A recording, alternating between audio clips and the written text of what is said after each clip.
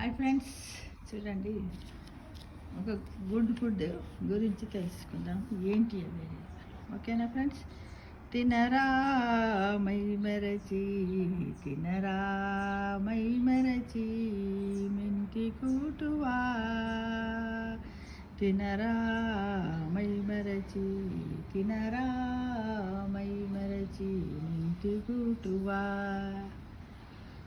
నొలుపు బప్పు, అప్పడంబులు, వరుగులు, వడియంబులు, బెరుగు వడియంబులు, మిరియపు బొడి, మెంతి కూటువ, సంబారంబు, చింతపండులు. కీర్తిశకం 1700 సంవత్సరంలో అయ్యలరాజు నారాయణమాత్యుడు అంశవిశంతి కావ్యంలో విష్ణుదాసు అట దూర ప్రయాణానికి బయలుదేరేటప్పుడు ఆయన ఆ భోజన ఏర్పాట్ల కోసము ఒక పట్టికను తయారు చేసుకొని వాటిలో పొట్టు తీసిన కంది, పెసరపప్పు, అప్పడాలు, వరుగులు, వడియాలతో పాటు పెరుగు వడియాలు, మిరియాల పొడి, మెంతి కూటువ, సాంబార్ పొడి, చింతపండు ఇవన్నీ తను లిస్ట్లో కట్టుకొని ఒక పిక్నిక్ లాగా పోయాడట. అయితే మిరియాల పొడిని దీన్ని ఏమంటారంటే ఘృతమరీచి అంటారు. ఏమంటారు? ఘృతమరీచి. కొద్దిగా నెయ్యి వేసి మిరియాలను వేయించి దానిని తగినంత ఉప్పు కలిపి మెత్తగా దంచినట్టయితే ఇది మెత్తగా దంచిన పొడిని మనము వేడివేడి అన్నంలో వేసుకొని తిన్నట్టయితే మేధాశక్తి పెరుగుతుందట. అట్లానే చదువుకున్న పిల్లలకు కూడా అన్నములో రోజు మొదటి ముద్దగా పెడితే కూడా వాళ్ళకు జీర్ణశక్తి పెరుగుతుంది, మేధాశక్తి పెరుగుతుంది, ఇన్ఫెక్షన్స్ దగ్గరికి రావనేది ఒక నమ్మకం అన్నమాట. అట్లానే ఇంకొకటి ఏంది, మెంతి కూటువ అంటే మెంతుల పొడి వేసి వండినటువంటి ఆహారాన్ని ఏమంటారు? మెంతి కూటువ.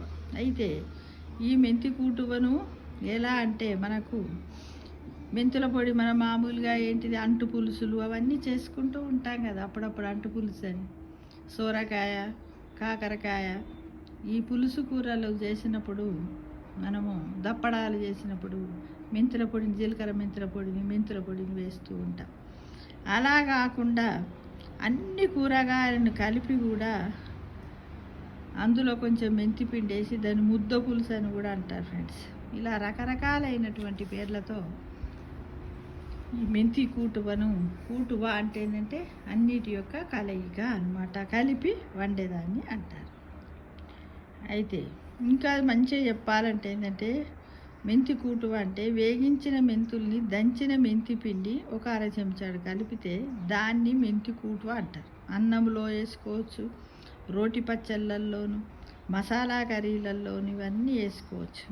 దీంట్లో ఫైబర్ ఎక్కువగా ఉంటుంది కాబట్టి అన్ని వంటకాలలో ఈ మెంతి కూటువను వాడుతూ ఉంటారు ఫ్రెండ్స్. దీనివల్ల లాభాలు ఏంటి అంటే జీర్ణకోశాన్ని బలంగా ఉంచుతుంది. షుగరు, స్థూలకాయం అంటే ఒబేసిటీ, బీపీ, గుండె జబ్బులు ఉన్న వారికి కూడా మేలు చేస్తుంది. ఎదిగే పిల్లలకు మంచిదన్నమాట. దీన్ని వాడడం మాత్రము ఎవ్వరు కూడా మర్చిపోకూడదు. ప్రతిరోజు కూడా ఆహారంలో ఏదో రూపంలో కూడా మనం చేర్చుకొని తిన్నట్టయితే కూడా మనకు ఆరోగ్యాన్ని ప్రసాదిస్తుంది. ఎందుకంటే ఇప్పుడున్న సిచ్యువేషన్స్లో ఇన్ఫెక్షన్స్ చాలా ఉన్నాయి కదా, క్యాన్సర్స్, గుండె జబ్బులు ఇవన్నీ. మెంతుల వల్ల కూడా మనకు షుగర్ తగ్గుతుంది అనేది ఒకటి ఉన్నది. చాలామంది రోజు 1/2 స్పూన్ మెంతులు తిన్నట్టయితే రక్తంలో చక్కెర శాతం కూడా తగ్గుతుందని అది ప్రాక్టికల్గా కూడా ప్రూవ్ చేసిన వార్తలు, విషయాలు కూడా మనం విన్నాం ఫ్రెండ్స్. కాబట్టి అందుకే అంటారు కదా, వంటిల్లు వైద్యశాల అని. మన ఇంట్లోనే జీలకర్ర, మెంతులు అన్నీ ఉంటాయి. జీలకర్ర కూడా చూడండి, కడుపు ఉబ్బరంగా ఉన్నట్టయితే వేడి నీళ్ళల్లో జీలకర్ర వేసుకొని తాగొచ్చు. అలానే కొలెస్ట్రాల్ వచ్చిందనుకోండి, వస్తే వేడి నీళ్ళల్లో అంటే ఒక కప్పు నీళ్ళల్లో 2 వెల్లుల్లి రెబ్బలు, కొంచెం అల్లం ముక్కను దంచి వేసి మరిగించి దాంట్లో ఇష్టం ఉంటే బెల్లము లేకపోతే కొంచెం తేనె కలుపుకొని పడిగడుపునే టీలా కూడా తాగితే కూడా చాలామందికి కూడా కొలెస్ట్రాల్ తగ్గి కొన్ని ఆపరేషన్లే తగ్గినాయి అన్న విషయాన్ని కూడా మనం ఈ మధ్యలో అక్కడక్కడ చదువుతూ ఉన్నాం friends.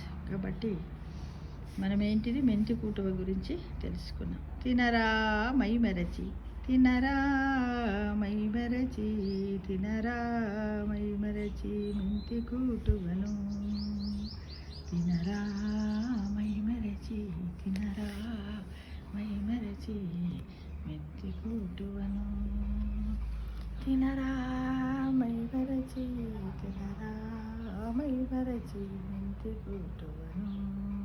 Thank you for watching.